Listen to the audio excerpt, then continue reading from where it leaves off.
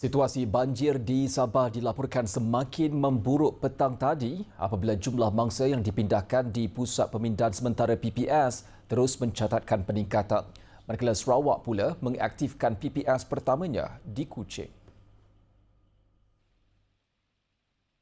Di Sabah, Sekretariat Jawatankuasa Pengurusan Bencana Negeri JPBN memaklumkan jumlah mangsa banjir meningkat kepada 4,652 orang setakat 4 petang hari ini. Kesemua mangsa daripada 1,799 keluarga itu ditempatkan di 25 PPS di 3 daerah terjejas iaitu Pitas, Kota Marudu dan Paitan. Daerah Pitas mencatatkan peningkatan jumlah mangsa kepada 2,013 orang manakala Paitan merekodkan peningkatan mendadak kepada 716 mangsa. Di Kota Marudu, jumlah mangsa kekal seramai 1,923 orang.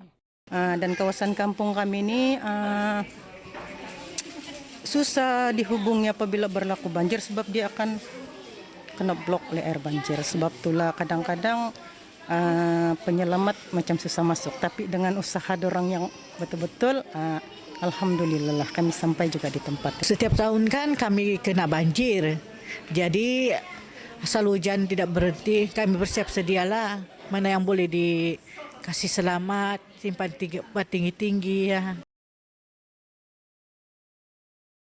Sementara itu di Sarawak, JPBN negeri itu memaklumkan sebuah PPS dibuka di Masjid Darul Istiqlal, Kampung Sungai Maung, Kuching pada 11 pagi tadi.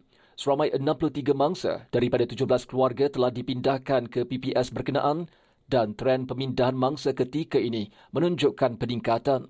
Rabu lepas, Jabatan Meteorologi Malaysia meramalkan cuaca lembap berterusan di Sabah dan Sarawak sepanjang minggu ini dengan hujan dijangka berlaku di beberapa kawasan susulan luruan angin monsun yang memasuki rantau negara.